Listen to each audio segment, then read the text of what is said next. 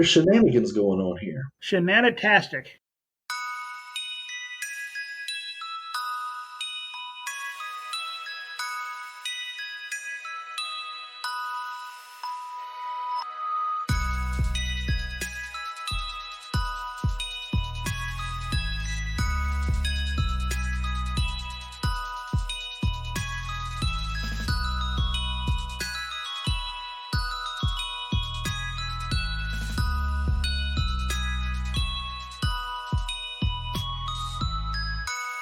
It's Thursday, December 17th, 2020. Episode 033, if you're keeping track. You are about to go down the rabbit hole with Joe and Brian. I'm Brian. With me, as always, is my good friend Joe. Joe, how you doing this fine Thursday evening? I'm well, and yourself? Doing pretty good. Good to hear. It's been a quick week, really, when I think back on it, but man, I'm ready for the weekend already. Yeah. And I don't even have anything to really do this weekend. I might even have to work Saturday. I don't know, but yeah. I just want to get there. I don't know why. So, although when I say work, it's not really work so much as that I just have to be on a call and kind of just hang around while other people do work, and then when they're done with their work, they tell me, and then I like close it out or whatever. But still. So you're not like breaking rocks, in other words. What was that? So you're not breaking rocks or anything like that. You're not like doing hard labor. Yeah, nothing like that. Nothing like that. So it's all good. And the reason I ask is because you're pretty hardcore. So I am. You're like, you know what, Brian's like, yeah, I'm just gonna do something hardcore for hardcore sakes. I am a hardcore kind of guy. That's true. Oh, Joe. Motherfucker, give me 2 fingers of Southern comfort. So, tell me, Joe, what did the bartender bring you tonight? I'm having the height of sophistication. It is a passion fruit gin and tonic, and I'm sure some people will hear me say that and be like, "Okay, I can't listen to the show anymore," but it's very good. And okay. Yeah, you before anyone knocks it, they should all go try it. That's a good rule of thumb for just about anything, I'd say. Yeah, like except for some exceptions. Or, crack, heroin, meth. Those are things you probably shouldn't try. You should just, you should go with people's lived experience. But yeah. Right. And the brand of gin was Blue Sapphire. Blue Sapphire. Very cool. Very cool. I'm having, the bartender didn't bring it to me though. DoorDash did. I'm having a margarita. Margarita? Yeah. Call it rent or no? There's a Mexican restaurant around here that will sell you 32-ounce cups of margarita that gets delivered by DoorDash. So I'm sure that this is like one of those big, like it probably came out of like a big smoothie type machine, Mm-hmm. But it's still tasty, tastes good, packs a little punch, so it'll work. Winning, man. Yes. It's funny. I'm thinking about making. I've done this before, but I'm thinking about doing it again. But making an alcohol-based like ice cream or slushy. And you saying something about the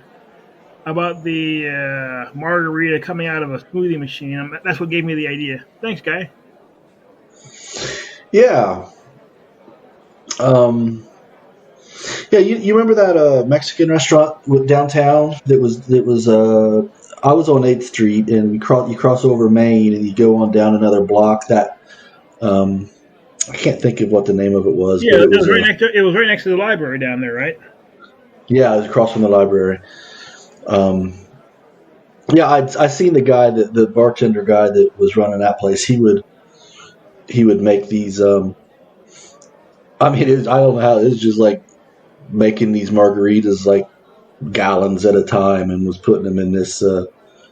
It's like this big dispenser type thing, and that's what I'm envisioning with that this came from. Just put the cup under it, hit the switch, and just let it dump into just let it fill your cup up. Yeah, So as long as it tastes right, there's nothing wrong with that.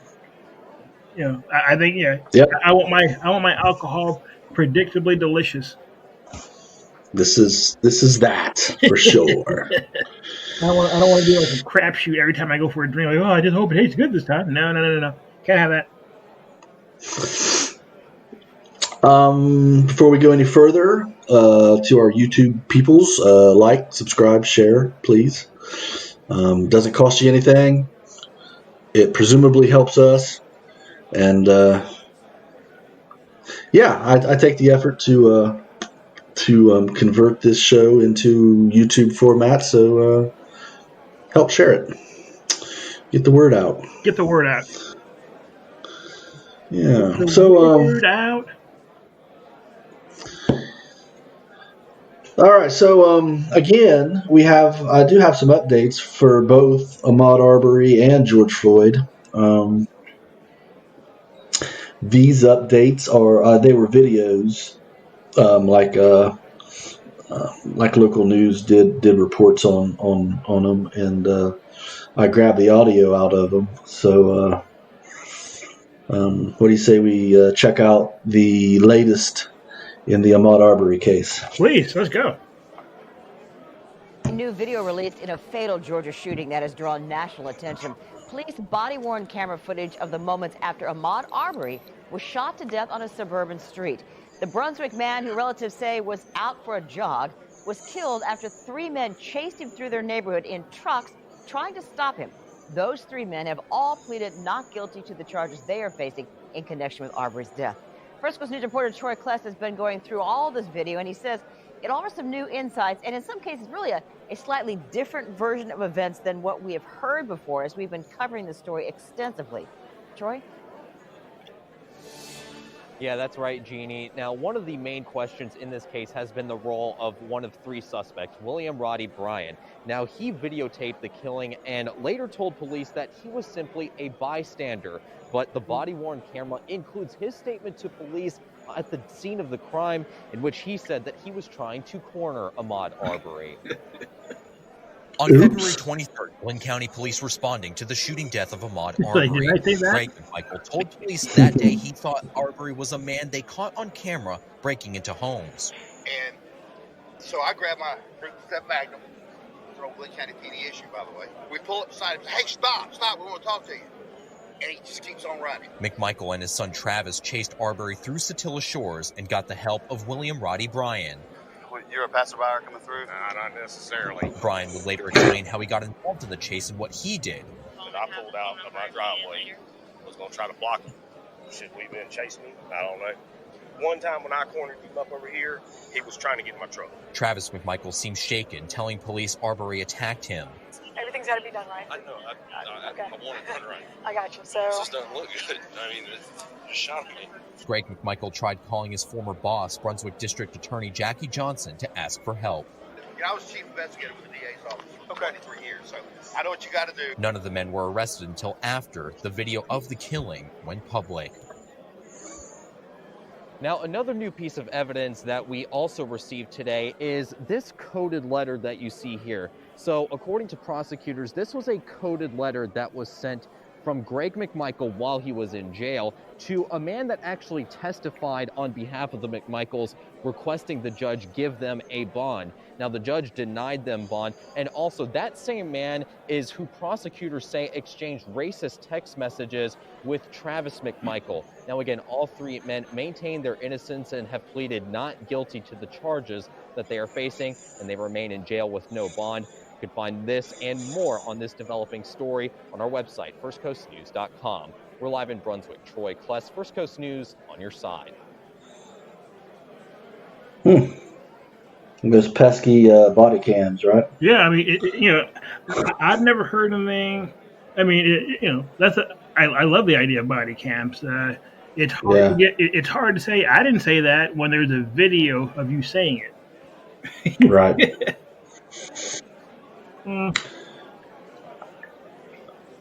Nothing really groundbreaking, but I found it interesting. I'm surprised that this didn't come out earlier, though. I mean, this happened in February, and this is like what 10 months later. I mean, do you think they kind of forgot that they had this this body cam tape laying around? And they're like, oh they're about to dump it out, and they tripped over like, oh my goodness, this is the body cam for the Brunswick murder. Maybe we shouldn't throw this out. Yeah, I guess maybe if I want to give them the benefit of the doubt or play devil's advocate, one or the other, maybe this is just them being extra cautious with their prosecution, and they're not not doing anything that would cause, not doing anything early on in the investigation that might cause issues later on. I always go back to how the that little girl that was murdered. John Bonet. Yeah, I always go back to how much the police screwed that up with their investigation. Always running and telling everything to the media, and just I don't know. Maybe, so I guess maybe I can understand why they may want to have kept this close to the vest for now. I don't know. I think by that point they've already screwed up, because to me they started screwing up when they were like, hey, so you're telling me that you guys chased down this guy and shot him dead and then didn't arrest anybody? No one got arrested? Yeah. I mean, yeah, but I mean, the process are we talking about two different people? The prosecutors and the police that were on the scene at that time, right? Yeah. I mean, there's got to be people. The people that are doing the investigation now surely weren't the ones that. Well, I would hope anyway. We're on the scene at the time. Are you sure about that, man? You said surely, but I can't. Yeah, I can't speak. I can't speak with 100% confidence to that, but I would hope. Yeah. Now I'm sorry. This next clip. This is for the George Floyd. This is the sound quality is like not very good on this one, because the way I had to record it, but it was really the only way I could grab the audio. But I think it's still listenable. So and this is when this first happened and we first started having the protests, violent and otherwise. Do you remember what the statement that I made when that first all started was that kill one? I'm not good. No, I said, is anything going to change? Is this just going to be another, when everything's said and done, are we still going to be where we were, or is anything finally going to change? And so, this report is along that theme. Okay. It was pretty rough when we all saw George Floyd lose his life the way that he did. It was one of the most inhumane things that we've ever seen. And you saw not only people in his hometown there, but you saw people around the country and around the world. They went out into the streets and they let their voices be heard. Today, these streets aren't filled, and those voices aren't echoing as loud. But advocates and police officials tell me Floyd's death has accelerated the sense of urgency for reform and is sparking tough conversations throughout communities. People recognize and realize that the status quo and the idea that they have to live in fear of law enforcement is not something that they should accept quietly. Is the battle over? Not by any stretch of the imagination. But I think we have made some huge strides in just making people aware of the need for the battle. But for some, those strides aren't as big. I see no change. I see no change in our government. I see no change in our mayor. I see no change in my elected officials. Address people who live in this community who say, they see the conversations that's taking place, but, when it comes to the end of the day, they just haven't seen anything change. Yeah. What is your response to that? Change. So, within Fayetteville, it's going to be a minute before they see anything changing because our changes have been occurring for years. Fayetteville Police Chief Gina Hawkins telling me her department is constantly reviewing best practices. This year, the department updated its policy on duty to intervene, had racial equity training, worked with committees examining citywide racial equity, and is now reevaluating all department policies. This is a report out of Fayetteville, North Carolina, by the way, in case you were curious. Yeah, I think I heard that. Now some of it was kind of garbled. Yeah, like I said, it's a bad recording, and then none of the times, none of the soundboard, it always seems to be hit or miss when it comes to recording, and I think it has to just do with the network. But like I said, I'm hoping that when the people listen to the podcast, it sounds much better than what you and I are hearing. Fingers crossed. Yeah, so we got about another minute and a half, so bear with it, please.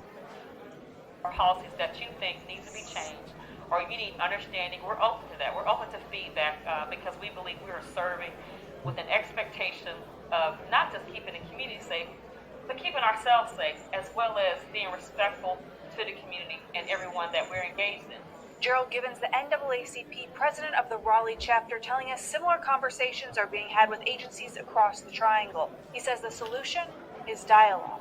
But when you get finished with the protest and when you get finished with the demonstration, My favorite, we got to have a dialogue. Well, to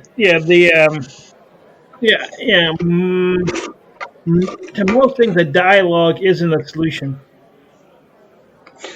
No, in fact, it's the opposite, and it never leads to a solution, I don't think. Rarely. I don't want to say anything with 100% certainty, but... Yeah, you say rarely, not never. Yeah. You have to sit down and you have to negotiate. That's what a hard work is. For leaders like Chapel Hill Police Chief Chris Blue, no conversations are only one step. I think many portions of our community have run out of patience with us. Good intentions not backed up by action can wear thin, particularly when you see incidents that rightfully concern communities happening over and over again.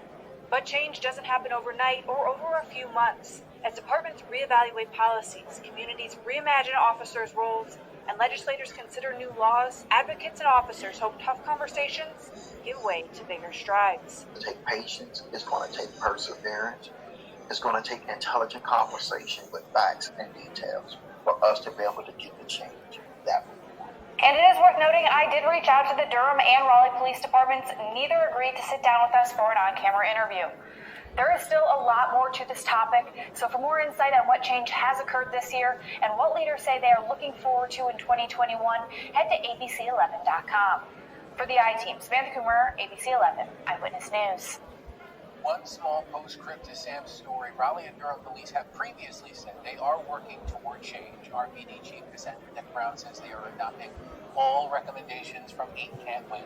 Durham Police Chief C.J. Davis said in part, "We need to have sweeping changes in police reform where we are supportive of legislation. Agencies are held accountable."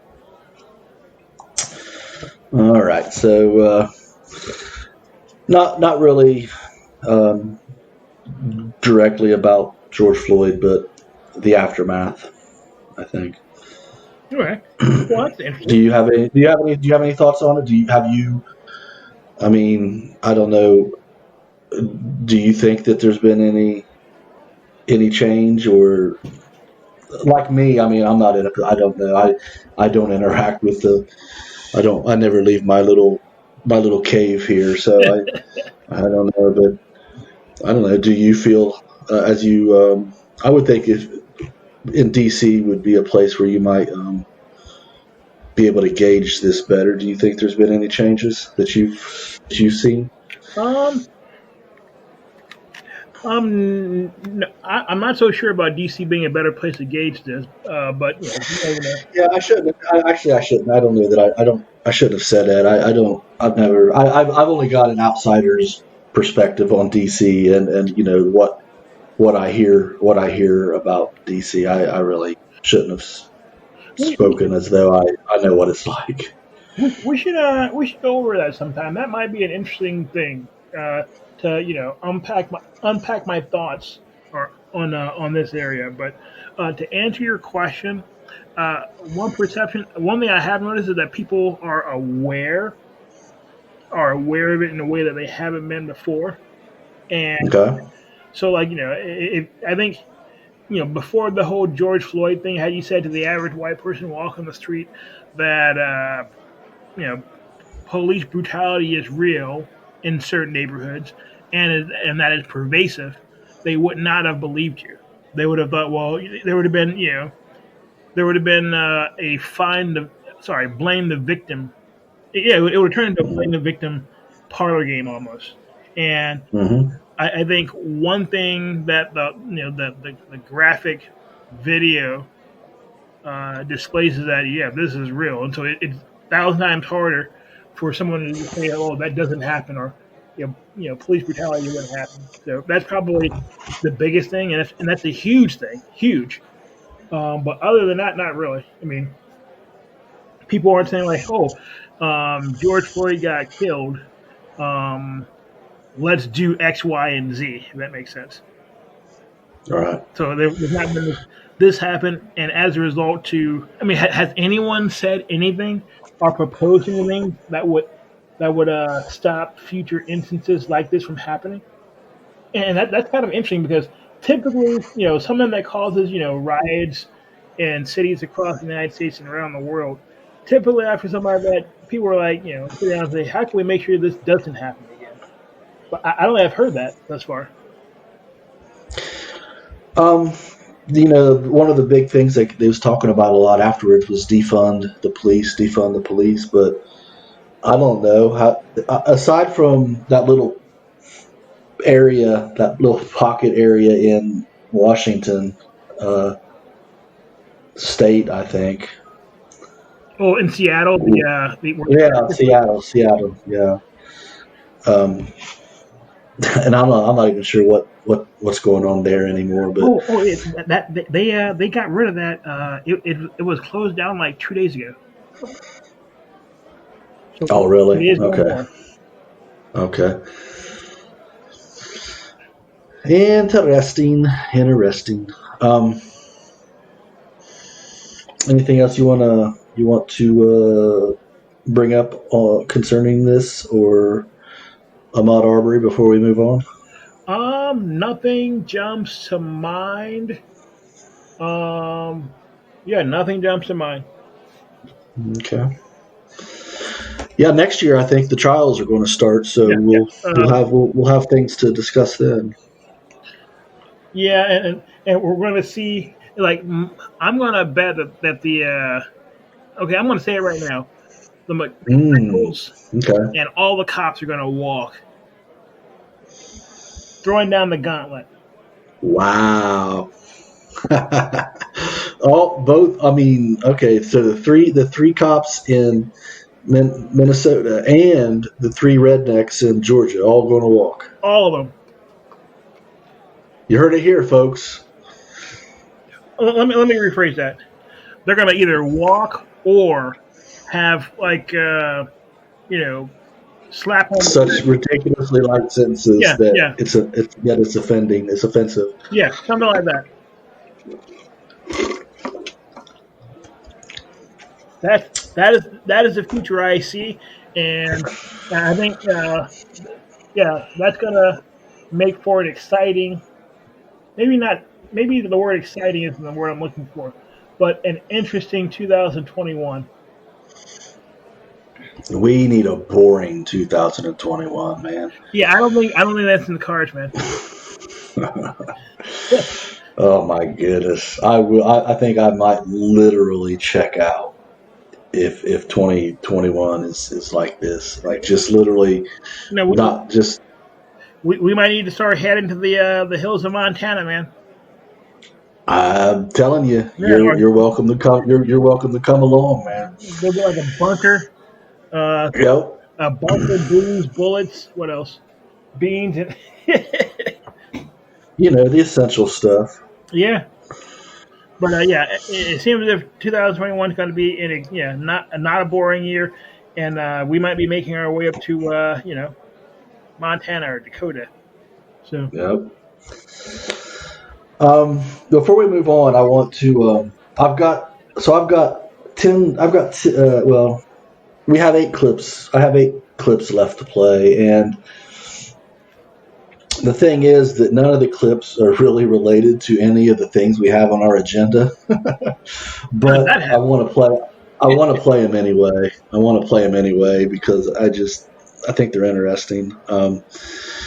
These first 4 clips they're like they're called supercuts, which is they someone who has way too much time on their hands takes all of these listens to all of these news outlets and records things that they're typically used to like illustrate how all the media outlets are on the same page, and it's where everyone's saying almost exactly the same thing, and they take all these clips and kind of mush them together to make the point. But these are interesting. We can just listen to them for what they are, and we can comment on them if we want. It doesn't matter. But this clip is about all the people who basically want to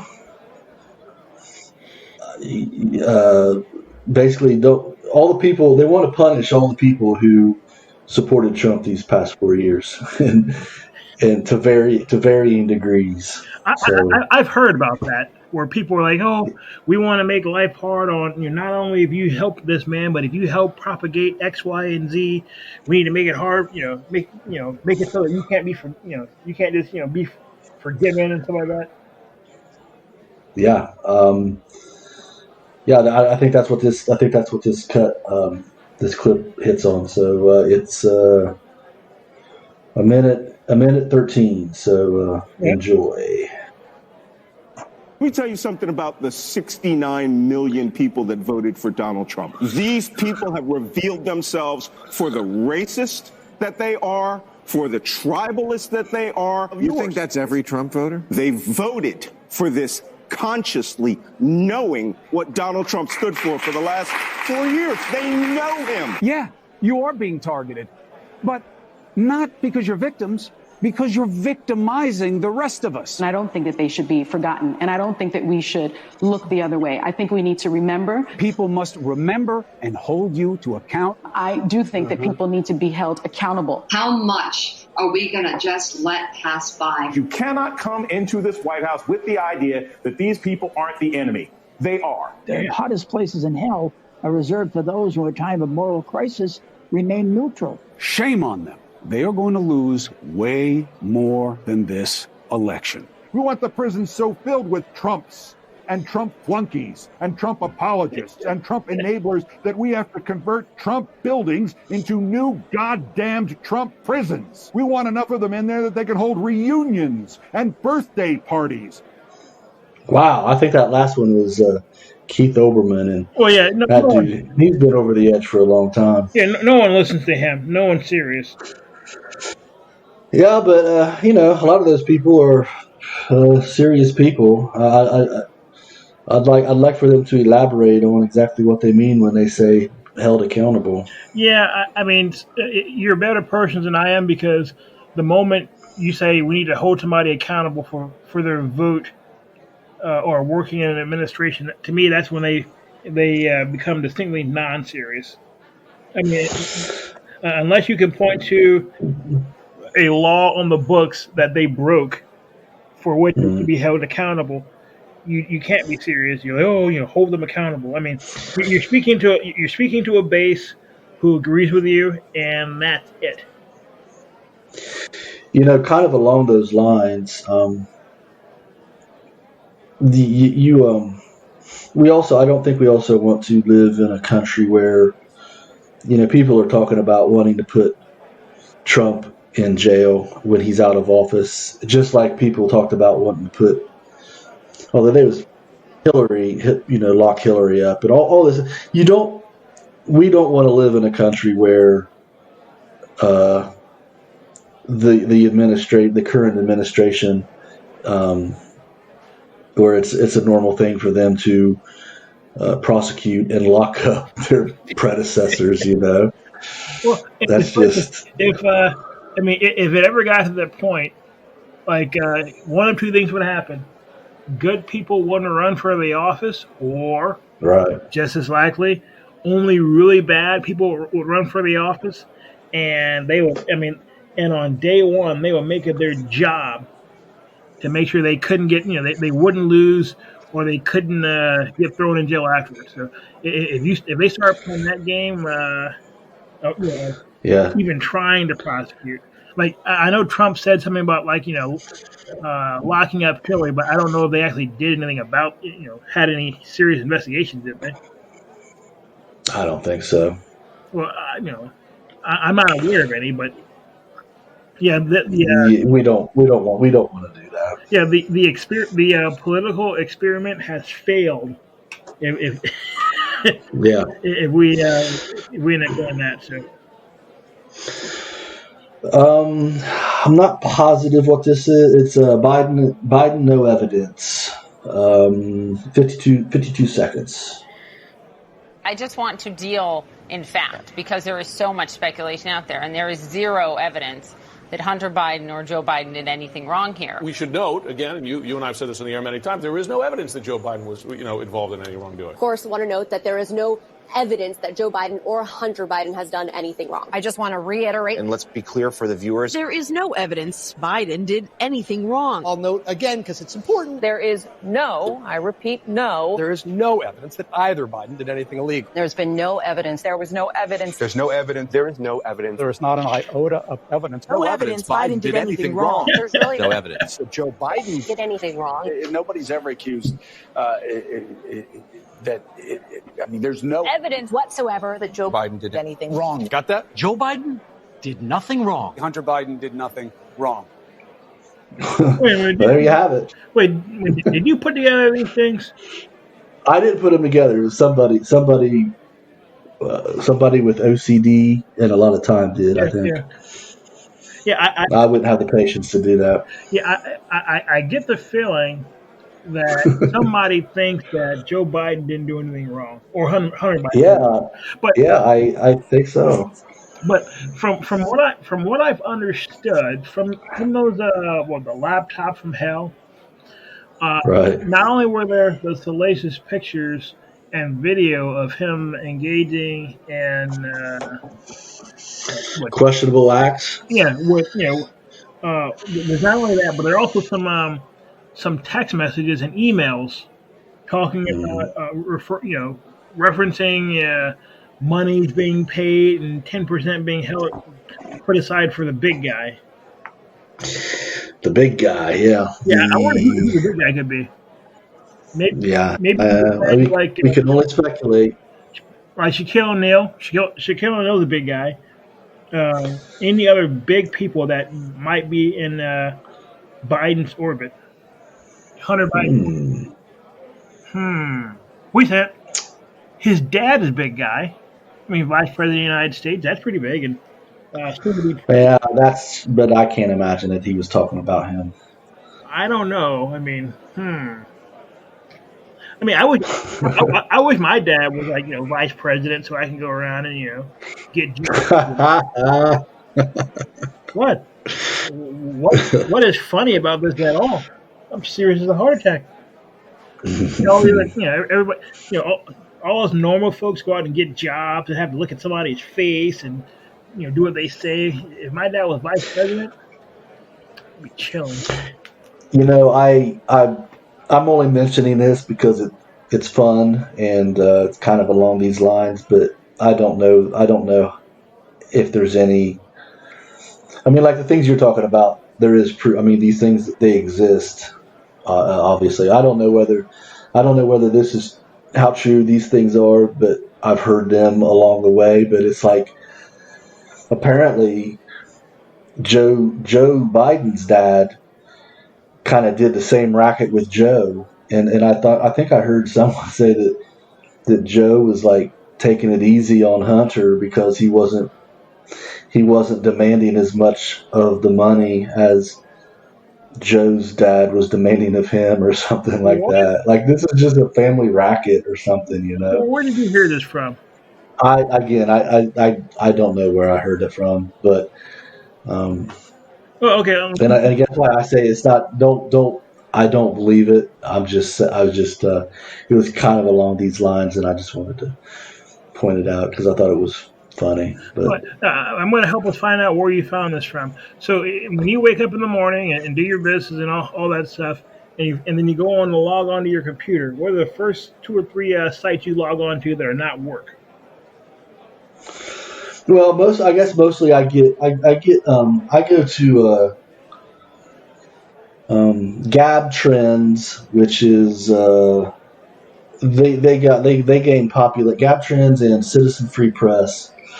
They gained a lot of popularity after most people decided that Matt Judge sold out, and because I did. I was the tone on Matt Judge's page, the Judge Report, just changed so much that I just didn't enjoy it. And so I don't go to Judge anymore. So I go to those sites. But the thing is these sites are aggregates. They just aggregate other stories and provide links to them. So yes, admittedly, the articles that are aggregated are right leaning, but yeah. Now you said something pretty interesting just there. Something about Matt Drudge going soft. People are mad. I mean, people were like, "F you, F Matt Drudge," and he sold out, and because they determined they felt as though the tone that the articles that he posted on the site and the stories he reported and the things he made as headlines. I mean, you're familiar with like how the Judge Report works, right? Yeah, it's like a newspaper, right? Well, he just Matt Drudge just kind of linked to articles and other articles on other sites that he found interesting, but it's just like when Trump got elected, he just the tone, the articles that he linked to were heavily anti-Trump, and I do remember them saying that he was an anti-Trumper early in the game. Yeah, and so a lot of people abandoned the Judge Report, and I'm one of them. So I get and don't make no mistake. I understand. I'm well aware of the bias that I'm probably that exists on the sites that I look at, but what Citizen Free Press has a bias? Oh yeah, but it's the same bias that CNN, the CNN has or MSNBC has. I mean, you know what you're getting, and I trust, you got to trust that you're smart enough to ignore the BS and the thing is that it's not even a matter of being smart sometimes, because sometimes the BS looks real. Yeah. In fact, it's funny on this. Like I said, listening to C-SPAN all the time. Today they had a guy from the critical think some I forgot the name of the organization he was from, but basically talking about what media literacy. So if you read something, basically training people to critically examine the news sources they have and what those news sources are telling them. But it's funny because it seems to me that we've both been guilty of what spreading, taking a story at face value. Yeah, and then spreading it. Yeah, taking it at face value, people do that, but then spreading it, we've both done that. So, this, and kind of along these lines, is one of my biggest issues with what big tech is doing when it censors Alex Jones's or whatever is. It's like basically there's these relatively small group of people who are deciding that I'm not smart enough to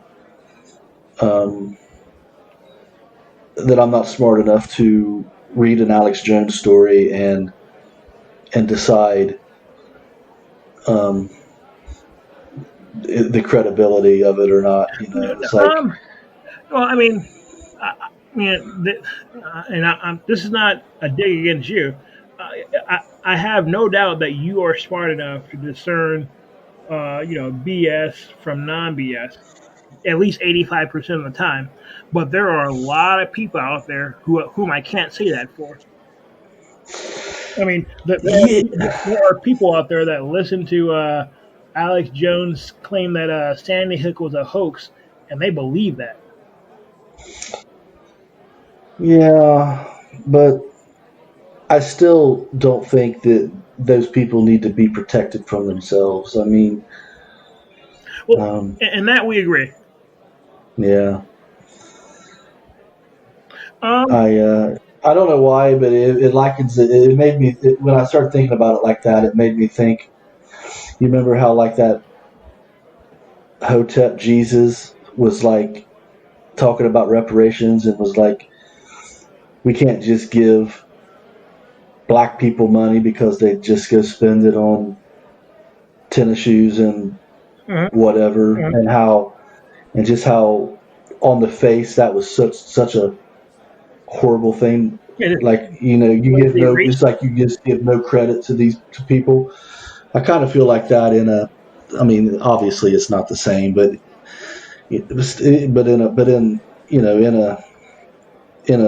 in a skewed kind of a way, it is saying that people aren't smart enough to make their own decisions, or they, even if they make their own decisions, they should still be allowed to do that.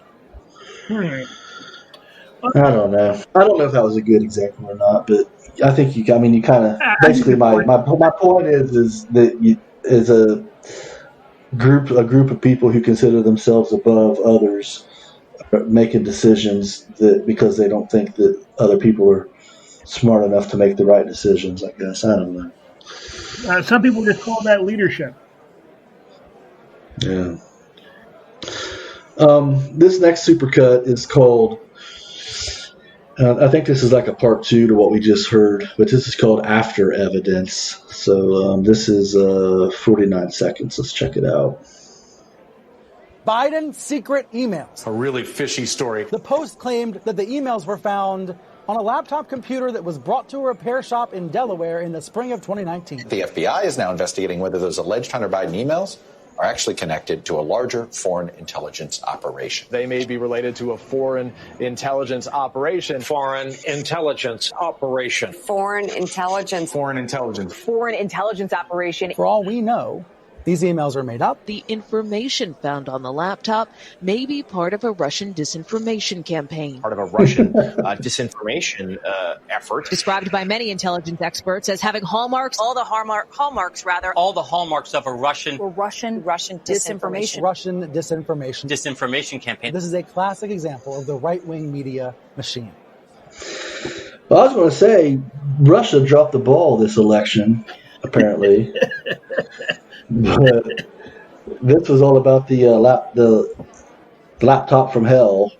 So that was interesting. That was fun. It's funny that we've heard all this talk about Russia supporting Trump, but we haven't heard very much talk about China supporting Biden. And the fact that we haven't heard anything about that is it's one of the things where the silence is deafening, so to speak. Yeah, and I got my next set of clips. I got one more of these supercuts, but my next set of clips that we'll get. I wanted to make a point about that last set you went through. Yeah, please, go ahead. You're familiar with Scott Adams, right? Oh yes. And the political analyst who's not nearly as clever as he thinks he is. And I wouldn't even call him a political analyst. He's he's a cartoonist. A humorist. Yeah. It would be nice to have that type of job description, but he made a pretty good point a few days ago. As he does sometimes. A broken clock is right twice a day. His point was something to the effect of, okay, a few weeks ago we had all these, these 50 former, top intelligence people saying how the Hunter Biden stuff looks like it was the work of, a foreign influence, a foreign intelligence operation. But when it's becoming like it's apparent that maybe it wasn't, that maybe Joe Biden's son was really into some really shady stuff. Basically, his point was: were those 50 intelligence agents stupid or traitorous? If that makes sense. Yeah.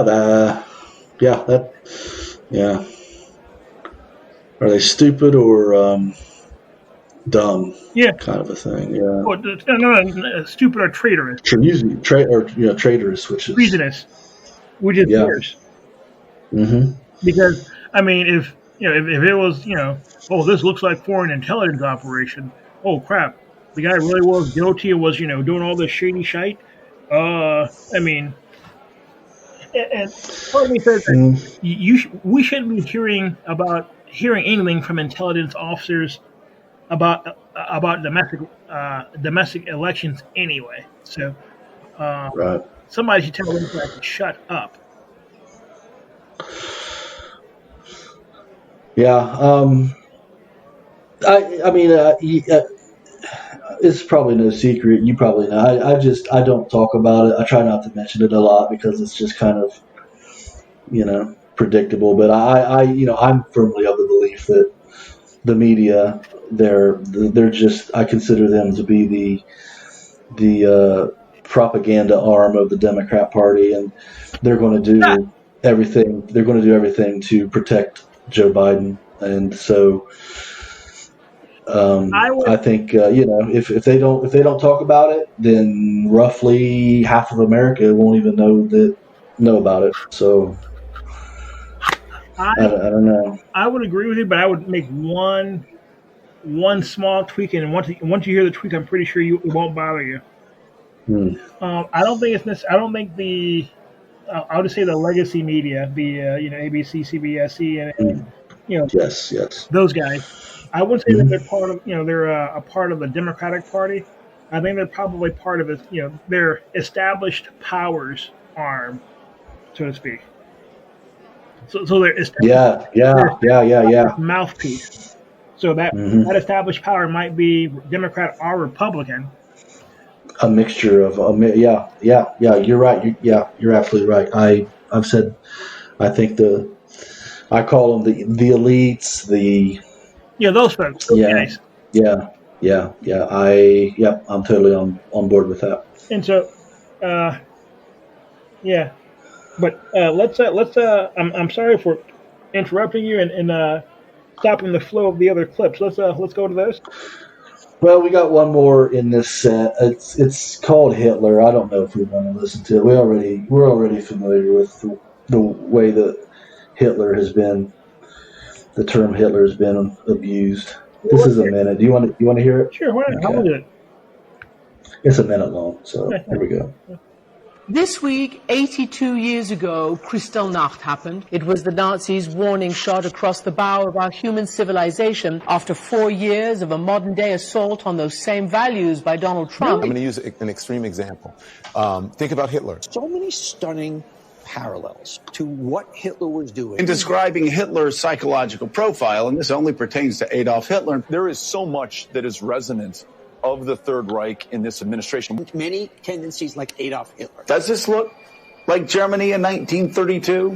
We're getting close. And this only pertains to Adolf Hitler and pertains to nobody else. 90% of what he says, I'm like, this guy gets it. If you've read anything about the rise of the Third Reich and Adolf Hitler, you will see the parallels. Donald Trump is a true psychopath. He's like Hitler or Stalin. That sounds a lot like a certain leader that killed members of my family and about 6 million other Jews. Of how Hitler came to power. He came to power under fair, free elections. Talking about Adolf Hitler, that's all we're talking about here. So that's old hat, really, but it had supercut in the title, so I grabbed it. That was interesting. Yeah, and that goes to show that anytime you bring, almost anytime you bring up Hitler into a conversation, unless you're talking about World War II, You end the conversation. Yeah, it just ends the conversation. Yeah, well, I mean, it doesn't end the conversation. It takes the conversation to a point of ridiculousness of no return. Yeah. So people can still talk, but it's like okay, now we're all getting dumber, Right. Yeah. I have another set of clips that are based. They're talk about China, but before we get there, let's on the agenda here. I thought this is interesting. I called this section "Pardon Me." I don't have any stories really or anything, but you've probably seen or heard rumblings of Trump considering what I've heard. He's considering issuing a pardon to Julian Assange. I've not heard that. Okay, well then, that's one of the.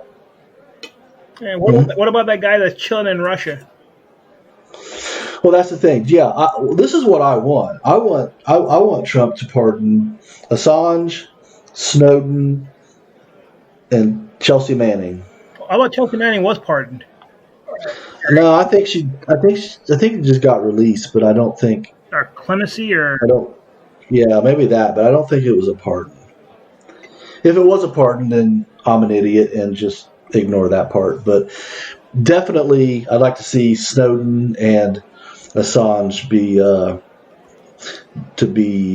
pardoned. I mean, I don't know how that would work. I mean, technically, I don't think Assange is. I don't know if he's been charged in America or not. I mean, I don't know what the legal status is for them, but if there's a way that Trump can just say, hey, you can come live out the rest of your years here in America without worrying about being, going to jail. I'd like that, and Snowden as well. Yeah. And the crazy thing is I mean, when Julian Assange and WikiLeaks were a thorn in George Bush's side, all these people that want him dead now because he published that Hillary emails, they were all about Julian Assange and WikiLeaks when they was releasing those videos of our gunship people doing target practice on innocent Iraqis. Yeah, I don't think you remember that. You remember that video, right? That Chelsea Manning released to WikiLeaks. Yeah. And I know exactly what video you're referring to about the Apache pilots, and they see the they're like shoot, and they're like, oh crap, those guys are a friggin' news crew. Right. So yeah, I'd like to see it, and I think if Trump was to do something like that, I don't know, I think a lot of people's heads would just explode. It's funny that he's never said anything about it, has he? I mean, if that's the no. I've not. No, I've not. Whenever he's spoken about Snowden or Assange, he's always talked about them in terms of being traitors. I'm hoping that was just because he had to say it, and that now that he has, I'm looking forward to the Trump who has nothing to lose. I don't believe Trump has nothing to lose. As I said before, I think he wants his daughter to be the first woman president. Maybe, but that's not going to be in 2024. If not 2024, 2028. Yeah. But I mean, no. people seem in politics seem to have a short attention span. Though we don't remember a lot of things, and so the things that Trump does now would be forgotten in 2024, 2028. Yeah, I honestly believe that. You're talking about Trump having nothing to lose. I think he's angling for a larger, something larger. Maybe I shouldn't. Maybe that was the wrong phrase. I want the Trump who he might be forced to play a longer game. Yeah, I don't know. But I regardless, what are your thoughts on pardons for Assange and Snowden? They both sound like good ideas. It's funny because Trump, who more than any other president has made reference to the deep state, and that you would think that Chelsea Manning and what that Snowden guy revealed is evidence of the deep state, of the unaccountable, unelected people that are just going, running roughshod over the law. You would figure that would be something that he would have held that up, within the first. And I wish, and I wish he would. I wish he would have. Yeah, but I really do. I'm very surprised that he didn't, because I remember when he first became president, I think day 1 or day 2, he went to the CIA. You remember that? Say it again. You dropped on my end. You dropped out there. Yeah. And then on day 1 or within the first week of him becoming president, he took a trip to the CIA. Do you remember that? No, I don't. Okay, so he took a trip to the CIA, and then he stood in front of the wall of the CIA where they have all the stars for agents, officers who died in the service of the country, and he made a political speech right in front of that, which was a huge insult to those folks. And when I saw him do that, I thought to myself, okay, well, this is going to be a president that has a more than adversarial relationship with the Central Intelligence Agency, and I thought that I thought things would be a lot more. I thought he'd be a lot more aggressive against the CIA than he has been. Okay. Yeah.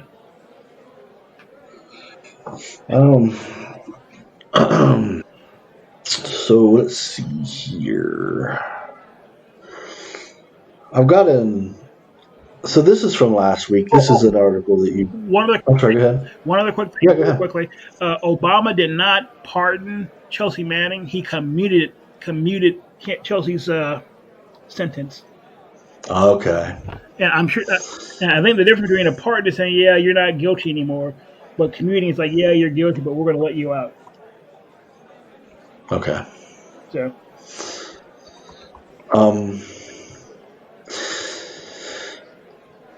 Would that make a difference to you? I've heard that in other things. Do you? I mean, as long as you're not in jail, would you care? Would you care if you were considered guilty or not? Or are there other ramifications that I'm not taking into account? On the day-to-day, yeah, I wouldn't care. But if, let's say, you wanted to run for office, or if you wanted to, hold a position of trust, having that type of conviction is, Or even just getting a job, right? They always run background checks on you. So. Well, I mean, part of me says once you're Manning, those guys are beyond the pale of getting any job that doesn't already know. I mean, they can't just apply for an insurance company as an underwriter. That's not for them anymore. Right. Okay, so this is an article that you brought last week that we didn't get to talk. We didn't get to talk about. Family: black man shot by deputy held a sandwich, not a gun. Oh, and this is even in Columbus, Ohio, just a few miles up 71 from here. Yeah, that's why I brought it. That's why I pulled it out. Civil rights and FBI investigators will help look into the fatal shooting by an Ohio sheriff's deputy of a black man whose family says he was not holding a gun, but a sandwich, and that he was shot in front of two toddlers and his grandmother while inside his home, not outside it, as authorities assert. Wow. The office of U.S. Attorney Michael M. DeVillers in Ohio said Tuesday that it would step in, along with the Justice Department Civil Rights Division, the FBI in Cincinnati, and Columbus Police, after the state attorney general's office declined to investigate the shooting of Casey Goodson Jr., 23, because it said the police department didn't ask soon enough. What? My grandson... Wait. Yeah. The police department didn't ask soon enough? That was a terrible reason. Yeah. My grandson just got shot in the back when he came in the house, Goodson's grandmother told a dispatcher Friday, according to 911 recordings obtained by the Associated Press. I don't know if he's okay.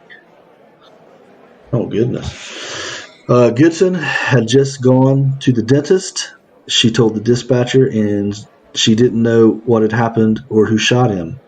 The Franklin County Sheriff's Office first reported Friday the fatal shooting of a man that day on the north side of Columbus.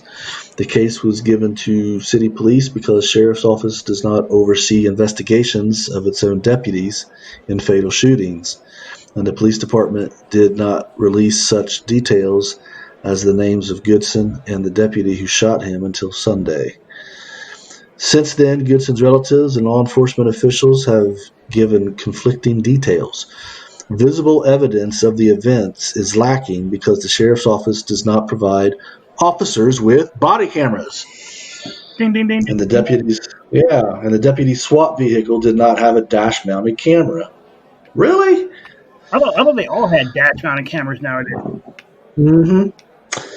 The deputy, Jason Mead, a 17-year veteran of the sheriff's office, has been assigned to a U.S. Marshal's Office fugitive task force. Had been assigned to a U.S. Marshal's fugitive task force.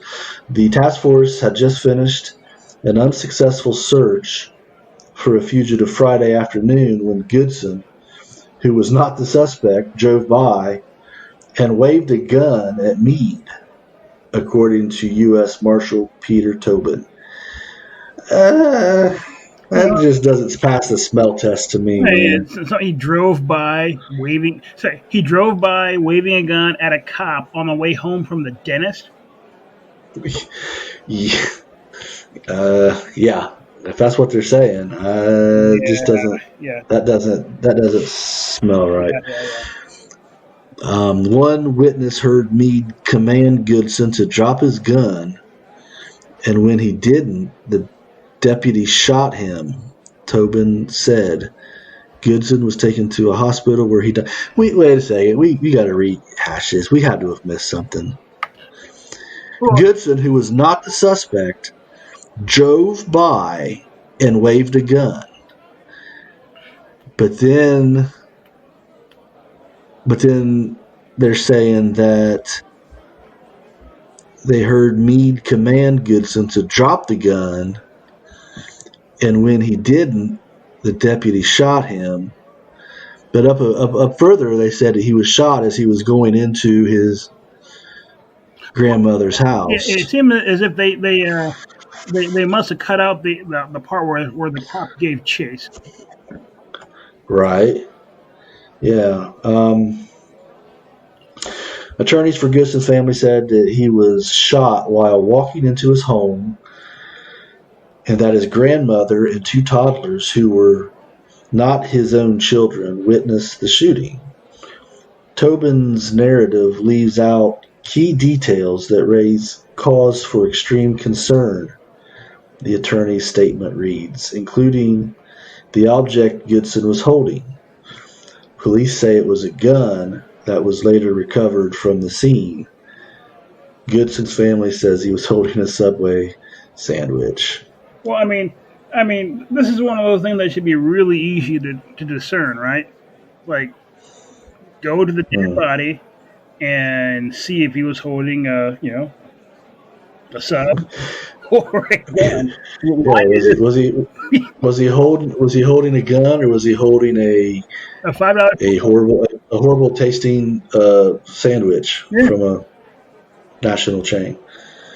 Like, now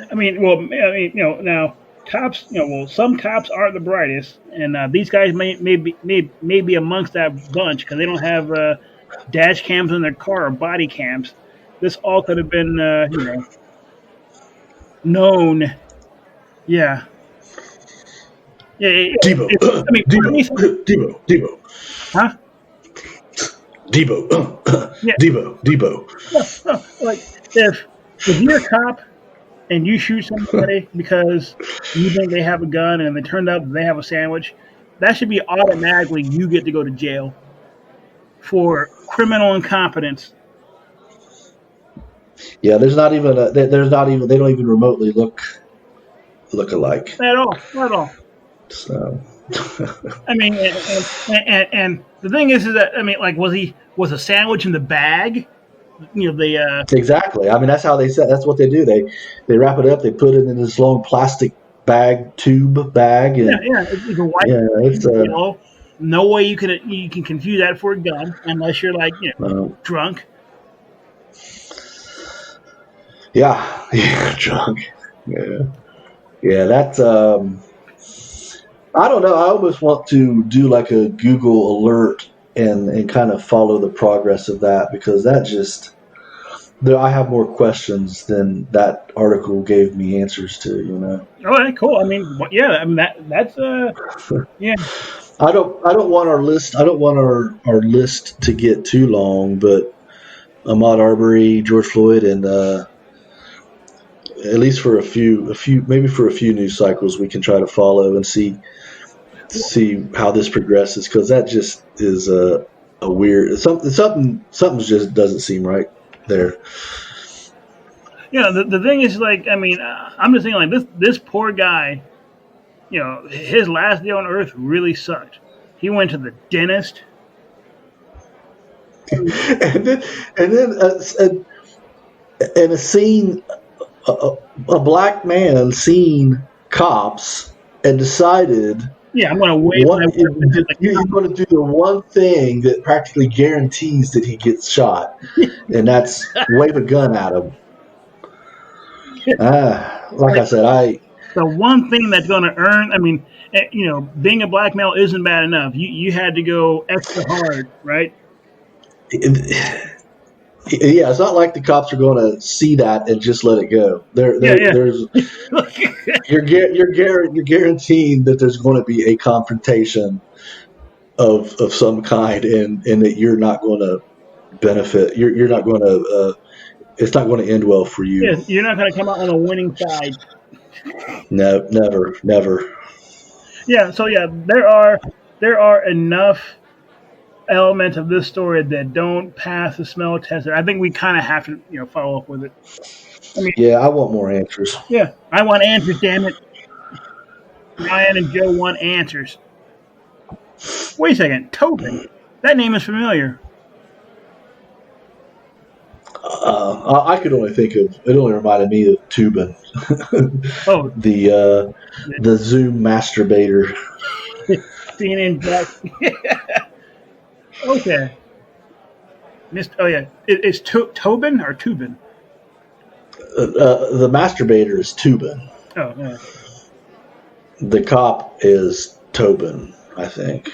Tobin? Two? Yeah. Mm-hmm. Tobin. Yeah. I'll double check that, of course. Yeah, I think they spelled the same way. I think doesn't Tubin have two O's, like Toobin? I guess we'll have to find out. Yeah, I wish there was a quick and easy way to verify such things. Yeah, I mean, technology has given us so many advantages. Too bad that wasn't one of them. Mm. And you're right, two O's.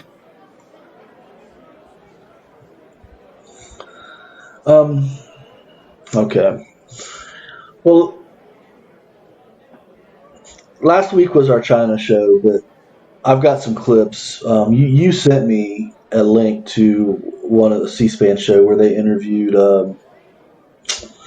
I can't think of his first name, but Howard Gertz, something Gertz. I don't know. He's a journalist, and he was on their morning show talking about his book, which I can't think of the name of it, but it deals with basically China's attempt for like global world domination kind of a thing. Mm-hmm. And I got a few good clips out of that. So these aren't I don't think very long, but I thought we'd check them out. This is Gertz talking about the media's failure to talk about what's going on with China. Well, I would add there too that part of the problem has been the U.S. media, my business. They have not reported aggressively on China, with a few exceptions. I think there has been a lot of reporting, but for the most part, take for instance the New York Times. I don't think the New York Times has written a single story on the Swalwell China influence case, and that kind of shows you the kind of pro-China bias that we've seen in a lot of the U.S. media, and I would make that point.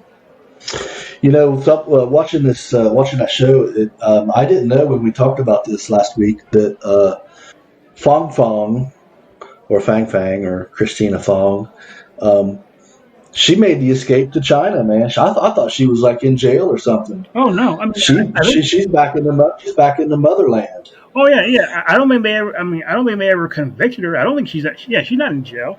I think they always they suspected spy. That's crazy, man. I don't know why. I just assumed that they caught her and she was in jail. And nah, she's back. But no, she's back home. Chilling. Yeah. So this is this next clip is about other Chinese initiatives, and I think this is what I mentioned. I think I briefly mentioned it last week. The China's, their intervention into like Africa and South America and whatnot. But the interesting thing is I've been aware of this. The No Agenda show that I listened to, they talked about this kind of stuff 10 years ago.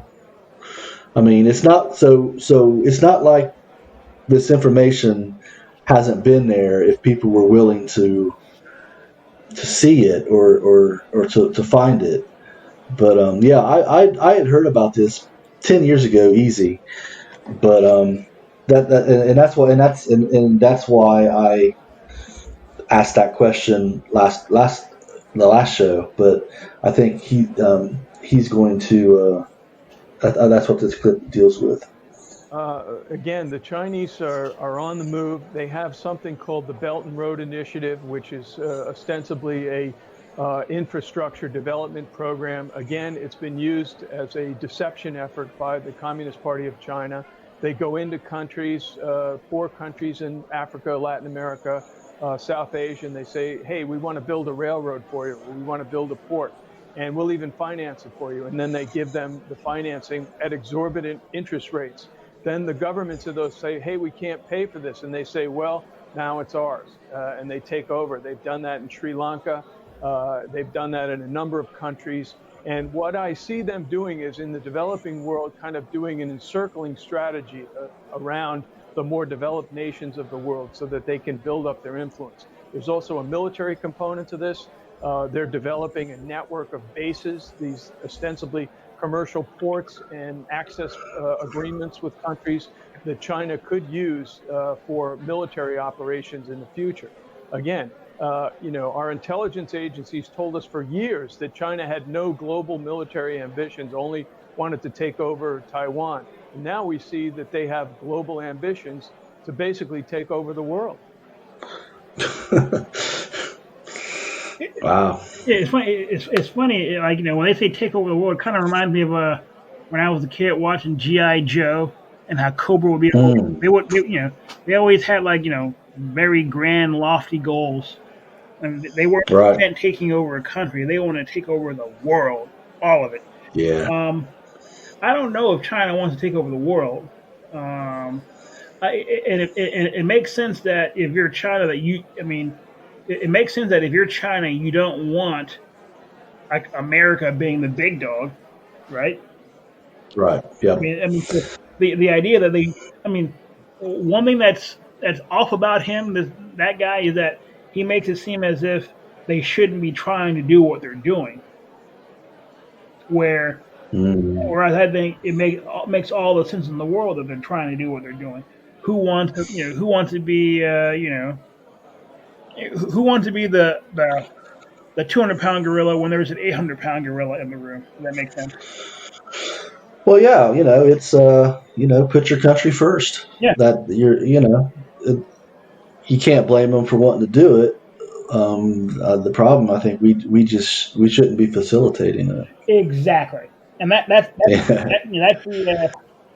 the big part right there. Is that they're well within their right to try to rack up as much influence, power, and dominance as they could, but we shouldn't be we shouldn't be holding the door for them, so to speak. Yeah, I like that. This next clip is about China's.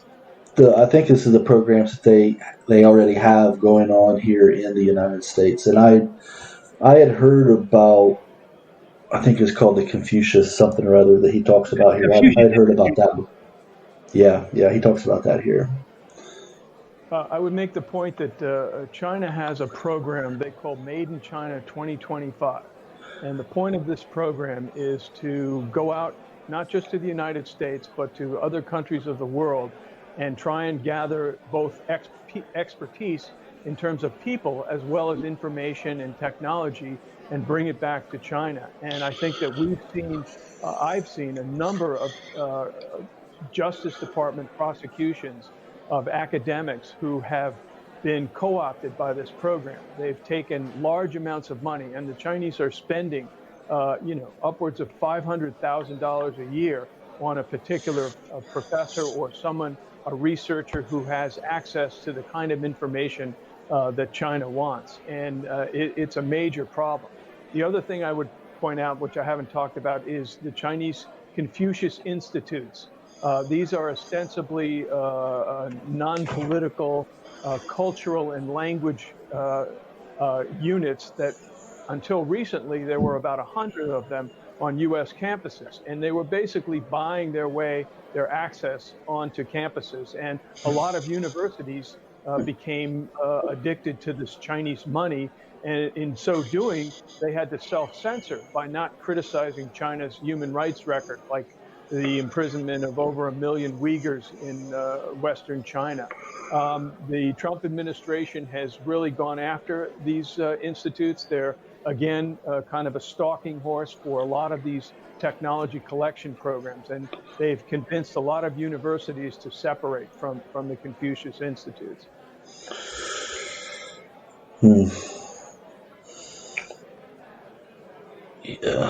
Yeah. That reminds me of I think when we first became aware of like China's influence over the NBA was when one of those coaches tweeted out like support for Taiwan or whatever, and like Hong Kong. Huh? Hong Kong. Oh, Hong Kong. And just everyone else in the NBA just dumped on this guy. It was that's when I first, I think, became aware of China's really being the bad guy. And then like he just talked about there. It's just the people. Maybe the people are doing nothing more than just staying quiet about things, and that's enough. Just looking the other way, kind of a deal. Well, I mean, well, they say there's a special place in hell for people who stand by and let stuff just let bad things happen, so to speak. Yeah, something like that. Yeah, I butchered it. I'm sorry. But Yeah, but I know what you're saying now. So, and then this is I said that there's rarely on these kinds of shows if there's 10 callers people who call in, only maybe 3 of them are like really good. This is one of the really good ones, and I believe he's a Democrat from Dayton, Ohio. I would make the point that China has a program they call. Oops, I'm sorry, people. Let's try this. Dayton, Ohio. This is Mark, a Democrat. Good morning. Good morning. I'd like to know what an ordinary American can do to counter Chinese influence in America. Thank you. Well, it's a good question. It's really a top-down problem when you're dealing with a nation like China. I think the best thing that people can do is to press for clear answers and information, so that when you have a situation like Eric Swalwell, who was compromised by a Chinese spy, that we get full answers from our elected officials and from our government officials, that it's not allowed to be swept under the rug by saying that this is all classified information and that we can't talk about it. Let's make some of this information public. We know that there's a lot of cases out there, but a lot of times the government is reluctant to reveal what it knows about the activities and operations of the Chinese in the United States, and there needs to be a much greater effort. As far as the media goes, they need to start covering these issues in a much more aggressive way. I mean, I can tell you that at the Washington Times, I am almost dedicated full time to reporting on Chinese security and intelligence related issues. And that concludes our clips for the show. Unless I want to just throw in like a laugh track. So how far are we? How far are we from the China Red Dawn? Well, we're closer than I would have thought 5 years ago. So like next week? Yeah, let's hope not, man. Yeah, well, that's a movie we'll never see, a Chinese version of Red Dawn where China is invading instead of Russia. Wait a minute, you're joking, right? As I said, we'll never see that movie. That movie made. China would never let that movie be made. Oh, it was already made. Where China, Red Dawn was when Russia was Russia. No, they made like a Red Dawn in like 2015. Really? Yeah. I've never heard of that. Sorry, it was in 2012. I'm sorry. And it dealt with, and China was the bad guy? Yeah. I'm sorry. I sound terrible. I'm a horrible person. It says North Korean troops. I guess I saw the. Okay, yeah. What'd you see, Joe?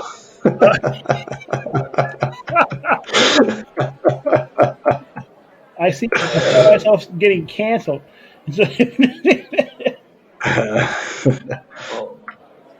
Well, North Korea is backed by China, so yeah. Okay. Yeah, but thank you. Never heard of this movie, man. Yeah, Red Dawn 2012. Yeah, I see it here. Chris Hemsworth, even. Huh? Yeah. Chris Hemsworth. Okay. Well, I stand corrected. But it said the movie was not released in. Wait a minute. While post-production and raiding army and antagonists were changed from Chinese to Northern Korea to maintain access to the Chinese market. You hear that? Yeah, there you go. So you're right. You're right. It is a movie that will never see made.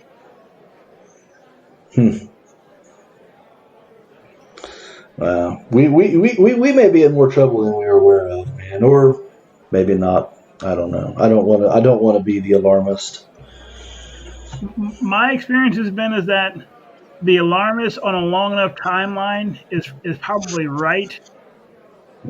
But my experience is that typically things move much slower than what the alarmist predicts. Yeah, for sure. I agree. So the alarmist is saying, "Oh my God, in 5 years, X, Y, Z is going to happen." No, probably in 10 years or 7 years, but yeah.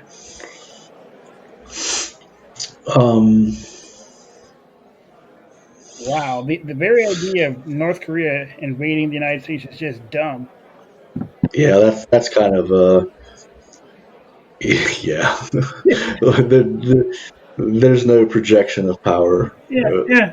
There. Yeah, I mean, they couldn't even. I mean, North Korea couldn't even invade South Korea, and now they're going to. That's just dumb. Like, hey, you guys, on the other side of this line, we can't get you guys, but we're going to cross, 4,000 miles of ocean. Hey, I was thinking.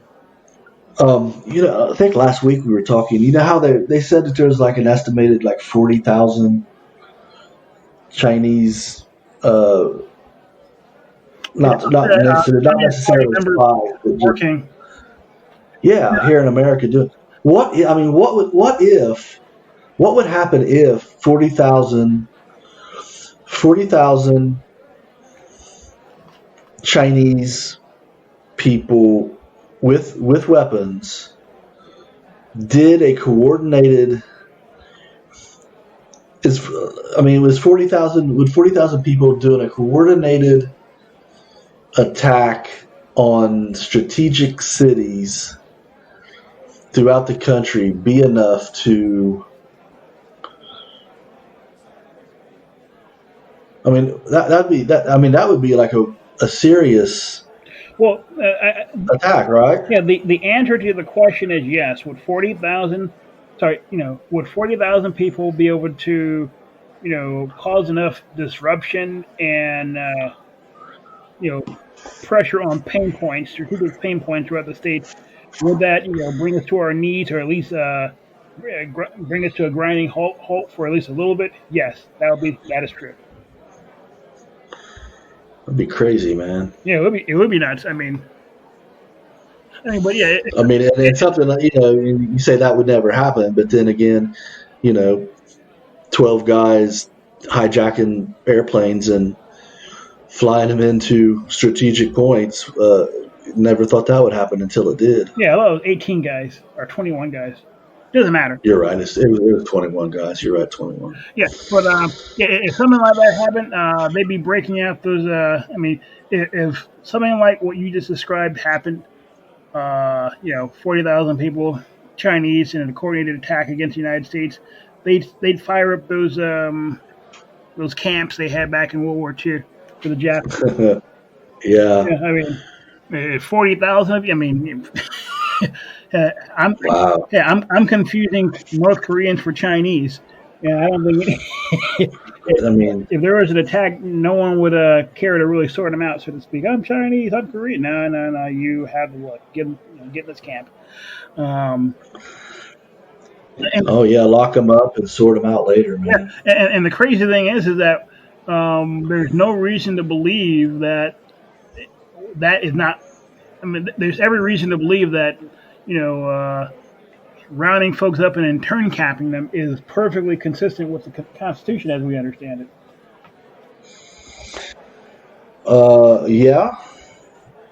Yeah.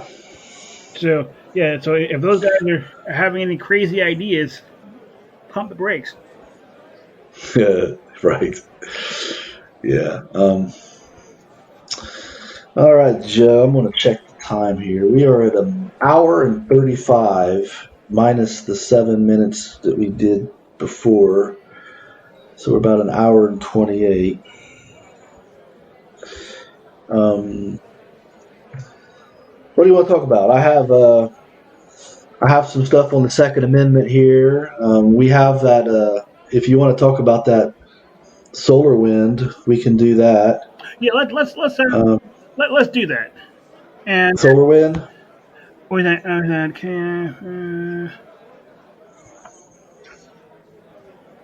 let's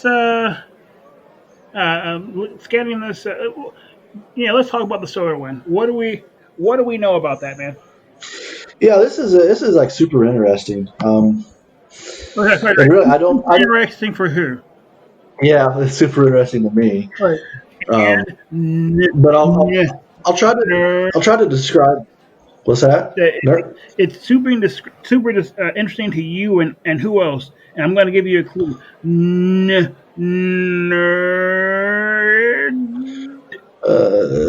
I'm not getting what you're saying, man. Nerd.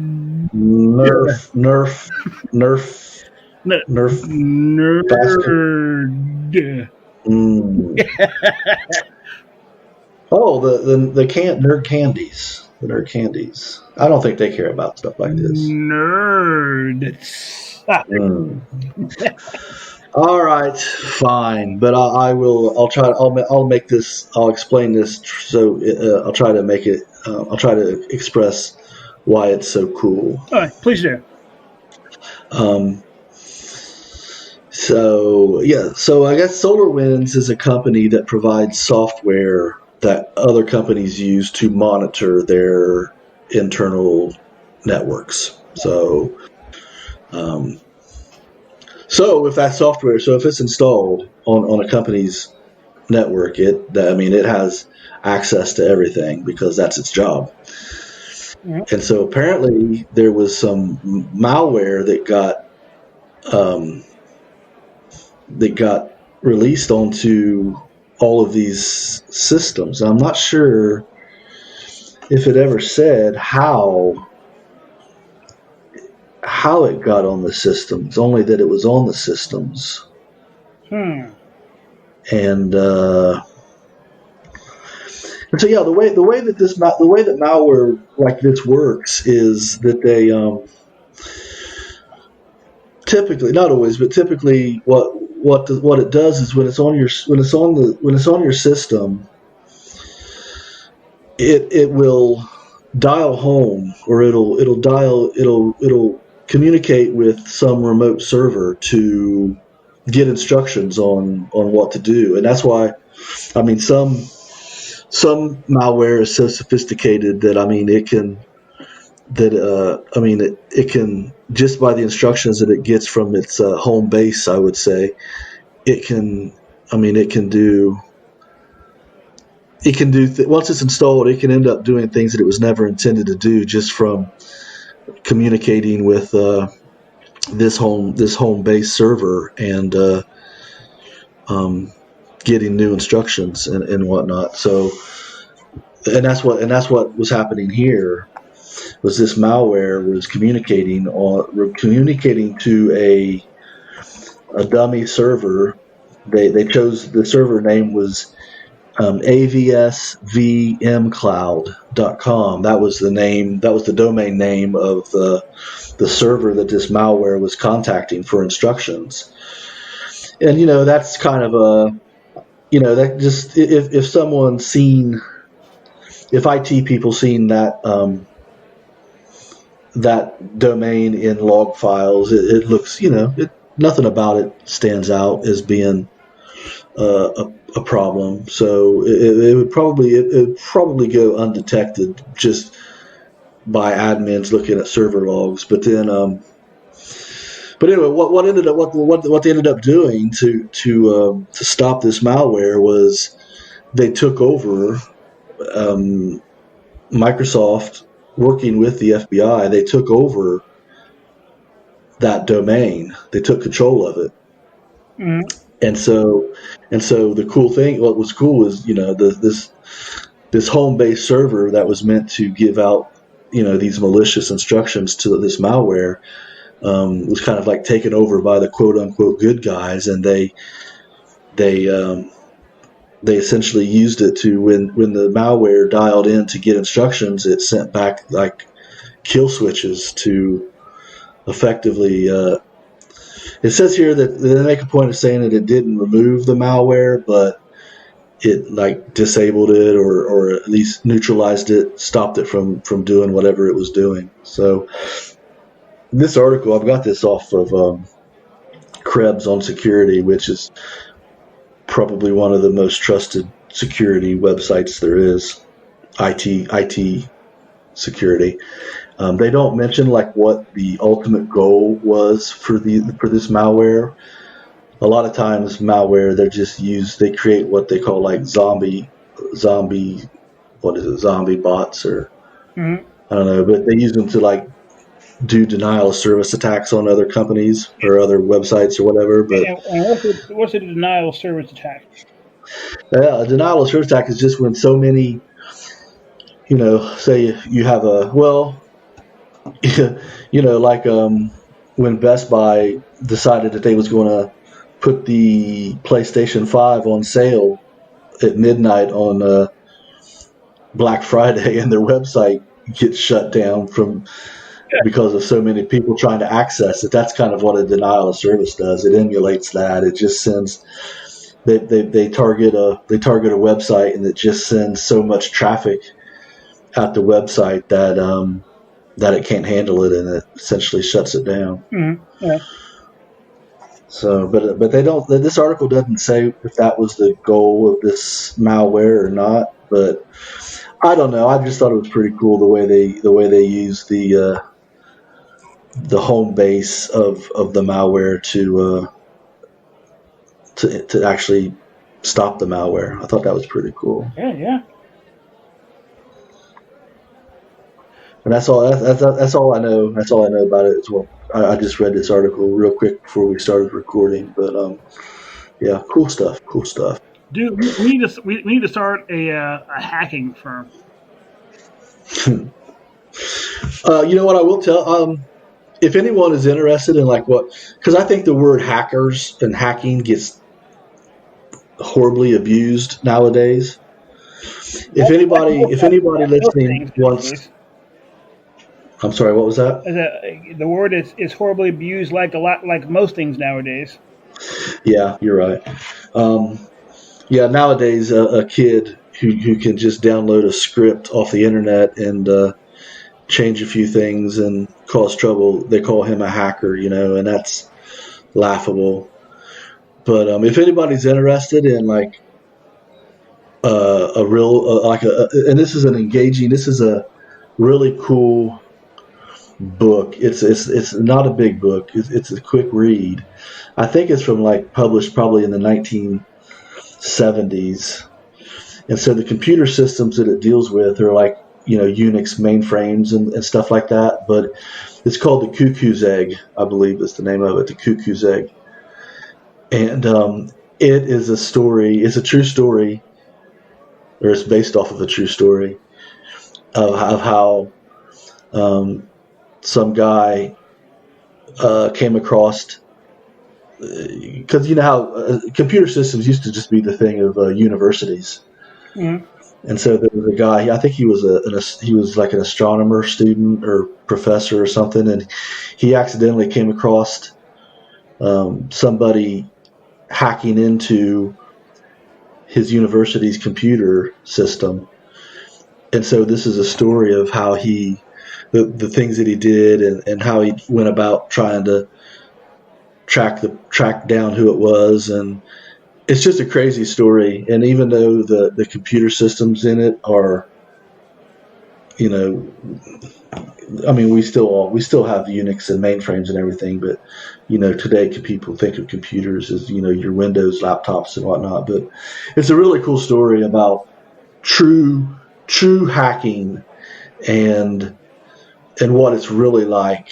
And if anyone's so inclined, I'm sure you can find it at least in a library or Amazon or something, but I think it's called The Cuckoo's Egg. It's like published it's published in the 1970s, I think, and it's a very cool book to read. So, dude, and it's written, it's like written from a hippie, I think it takes place like in Berkeley, and the guy and his girlfriend are all hippies, and so it's got that culture, got that culture to it. But yeah, it's really cool, and it's written for, you don't have to be a computer person to be able to grasp what's going on. It's a fun read if anyone's interested. Yeah, my only question is, where are you going to find a book? Yeah, you can. I'm sure there's an ebook of it. Actually, I know there's an ebook of it because I have it. So, yeah, you'll get it. I would urge people who's interested in really what hacking is about to find that, because yeah, pretty cool stuff. So that's the book club part of the show. We have a book club.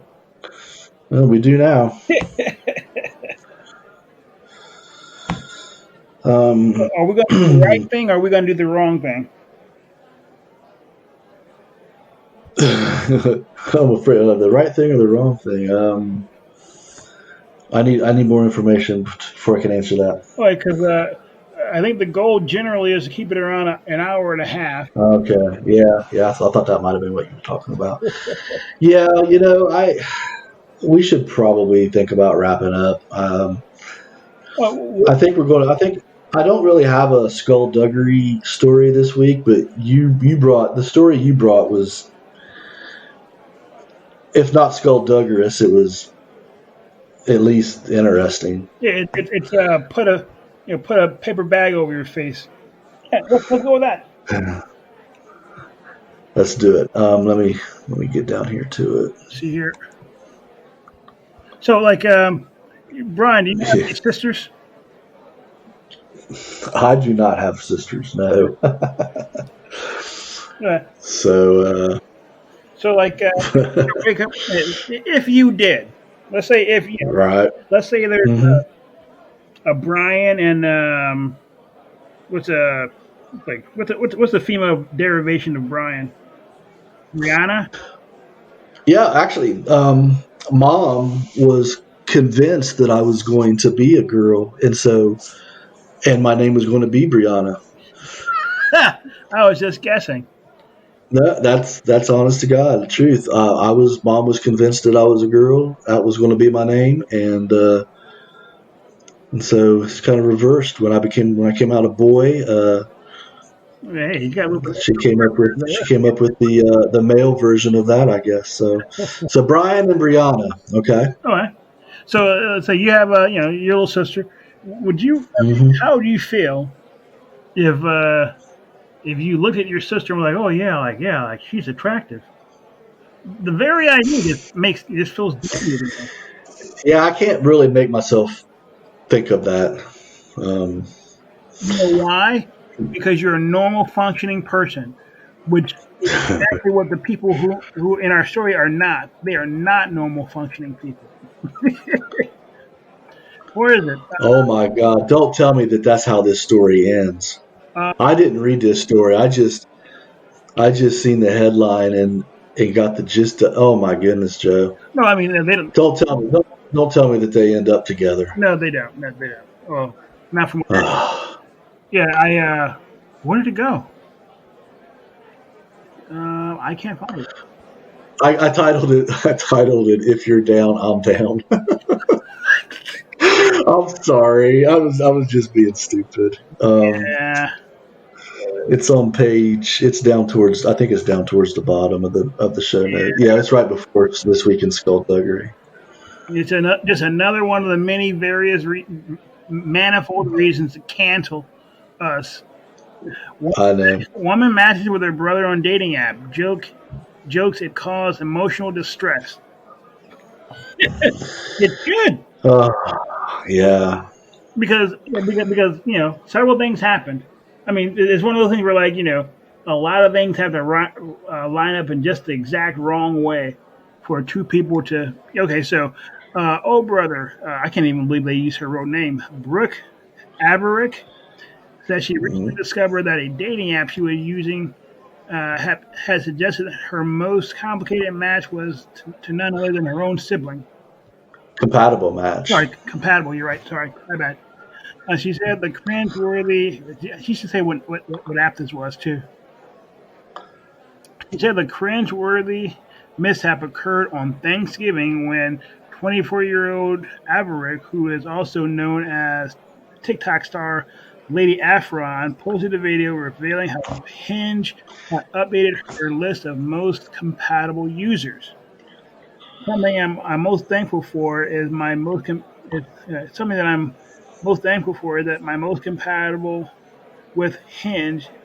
Wait a minute, is my most compatible with on Hinge has updated. Am I reading that right?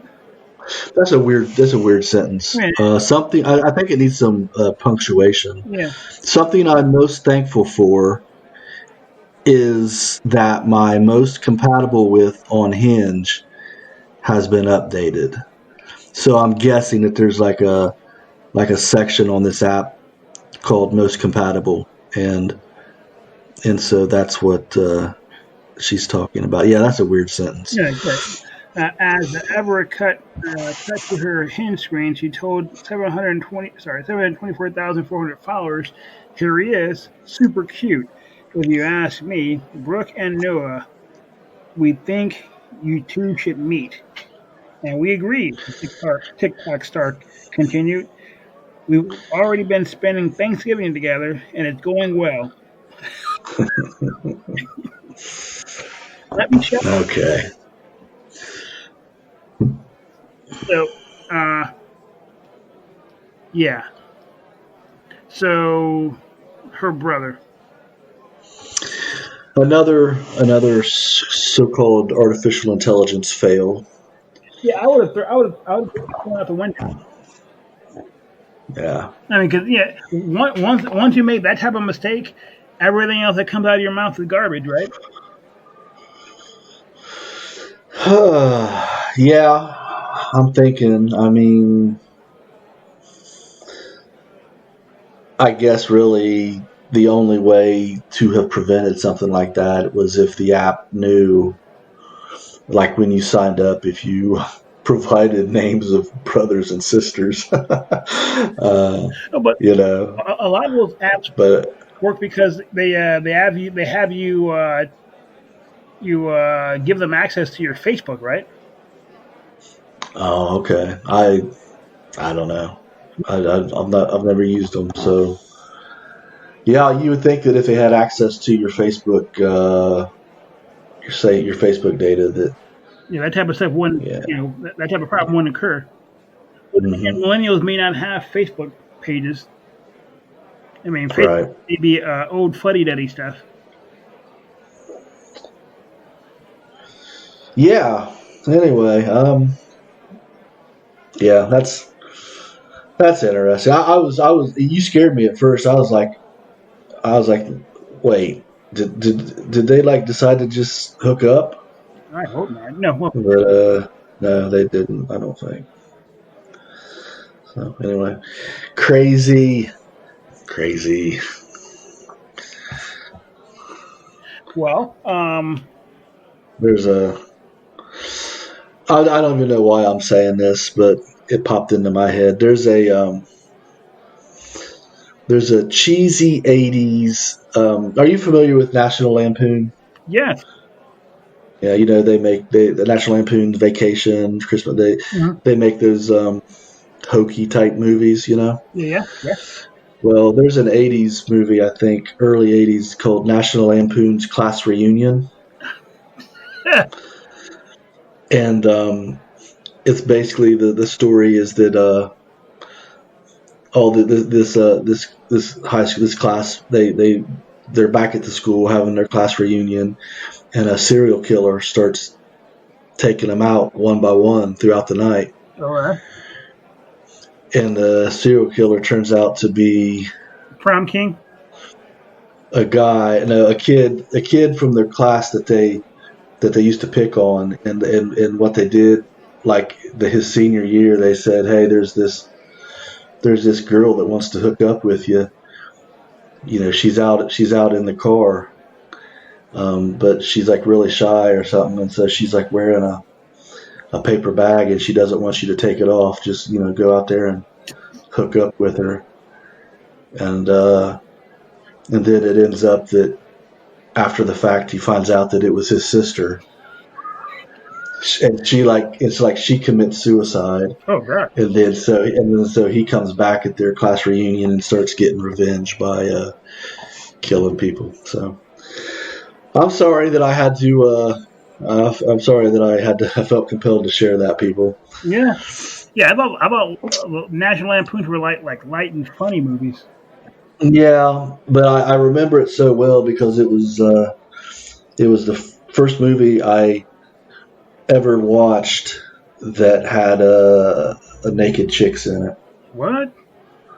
It was my first exposure to a movie that had naked chicks in it. Yeah, I mean, I guess that would leave an impression. Once again, Brian shares way too much. Well, I mean, it's funny. Like, speaking of sharing too much, at least you didn't share what you would have shared in the pre-show. Yeah. Yeah. All right. Well, people, if you're still listening, thank you for hanging out. It's been fun.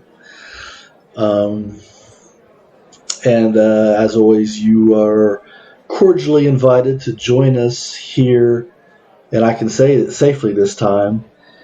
Join us here in 7 days, and and all these shenanigans are going to take place all over again. Shenanitastic. Shenanigans. I want to use that word more. Like, that's just a great word. I think shenanigans. It's fun to say. It evokes the feelings that it evokes. Shenanigans. Yeah. There's shenanigans going on here. Yeah, fun. Anyway. All right, Joe. As always, it's been a pleasure. We'll chat later, and take care, my man. Take care as well. Bye-bye.